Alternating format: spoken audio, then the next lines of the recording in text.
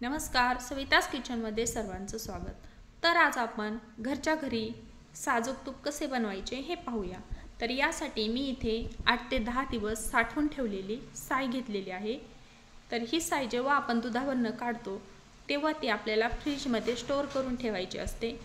आता जेव्हा आपल्याला तूप बनवायचं आहे त्याच्या आदल्या दिवशी ही साय बाहेर काढून ती एका मोठ्या चमच्याने आपल्याला पूर्ण घोटून घ्यायची आहे। जितका आपण तिला हलवू किंवा घोटू तितकी ती साय घट्ट बनत जाते, तिचं लोणी तयार होत जातं। तुम्ही पाहू शकता ही साय अगदी जाडसर होत चाललेली आहे, घट्ट होत चाललेली आहे। तर अशा पद्धतीने ही साय मी 8 ते 10 मिनिट पूर्ण घोटून घेतलेली आहे।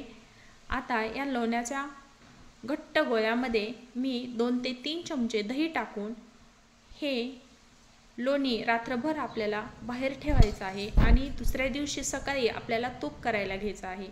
आता दुसऱ्या दिवशी आपल्याला हे लोणी मिक्सरच्या भांड्यामध्ये थोडं पाणी टाकून फिरून घ्यायचं आहे। तर फिरून घेतल्यानंतर अशा प्रकारचं लोणी त्या पाण्यावर जमा होतं। तर हे पूर्ण लोणी फिरून घेतल्यानंतर आता हे जे साय किंवा हे जे लोणी आहे ते एका दुसऱ्या भांड्यामध्ये आपल्याला काढून घ्यायचं आहे आणि याच्यापासून जे आपण पाणी साईडला काढलेलं आहे ते सुद्धा आपण ताक म्हणून यूज करू शकतो। पाहता हे जे लोणी आहे ते आपल्याला गाळून घ्यायचं आहे जेणेकरून याच्यामध्ये पाणी राहणार नाही। तर हे 2 ते 3 वेळा आपल्याला थोडं पाणी टाकून जेव्हा आपण त्याच्यामध्ये पाणी टाकतो तेव्हा हे लोणी पाण्यावर तरंगतं आणि त्यावेळेस आपल्याला हे पूर्ण गाळून घ्यायचं आहे। पाहता इथे आणखी एकदा मी थोडंसं पाणी टाकत आहे। तुम्ही पाहू शकता पाणी टाकलं की लोण्याचा छान असा गोळा जो झालेला आहे तो त्या पाण्यावर तरंगत आहे। तर जेवढं त्याच्यातून पाणी निघेल तेवढं पाणी आपल्याला बाहेर काढायचं आहे, म्हणजे फक्त लोणीच शिल्लक राहील। तर अशा पद्धतीने हे सुद्धा आता आपण गाळून घेऊया। पाहता 2-3 वेळा पाणी टाकल्यानंतर पिवळसर छान असं लोणी तयार झालेलं आहे। तर आता हा जो लोण्याचा गोळा आहे तुम्ही पाहू शकता।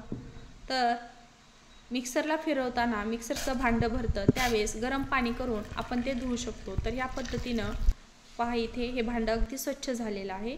आता आपला जो लोण्याचा गोळा होता पाण्यावर तरंगत होता तो पूर्ण दाबून त्यातलं पूर्ण पाणी आपल्याला काढून घ्यायचं आहे। तुम्ही पाहू शकता अतिशय छान असा गोळा तयार झालेला आहे। आता हे लोणी आपण तूप कढवण्यासाठी कढईमध्ये टाकूया। ताक सुद्धा आपल्या उपयोगाला येतं, हे आपण यूज करू शकतो। तर आता लोणी कढवायला ठेवलेलं आहे। लोणी कढवत असताना ते आपल्याला थोडं मध्ये हलवायचं आहे जेणेकरून ते कढईला चिकटणार नाही। आणि हे तूप कढवताना आपल्याला त्याच्यामध्ये थोडंसं चिमूटभर मीठ टाकायचं आहे। मीठ टाकल्यामुळे काय होतं, आपलं तूप रवाळ होतं, त्याचप्रमाणे त्याला कसलाही वास लागत नाही किंवा ते जास्त काळ टिकतं।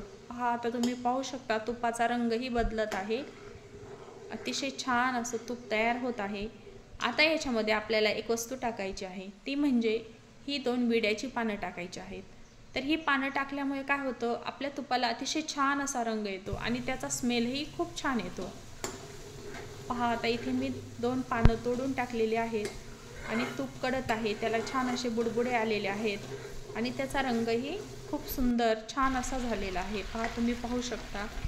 तर हे तूप आता आपल्याला थोडंसं थंड झाल्यानंतर गाळून घ्यायचं आहे आणि एका भांड्यामध्ये भरायचं आहे।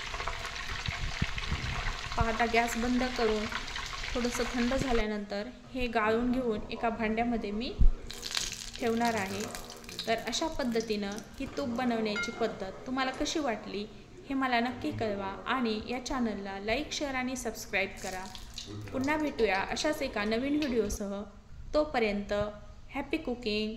धन्यवाद। Bye bye.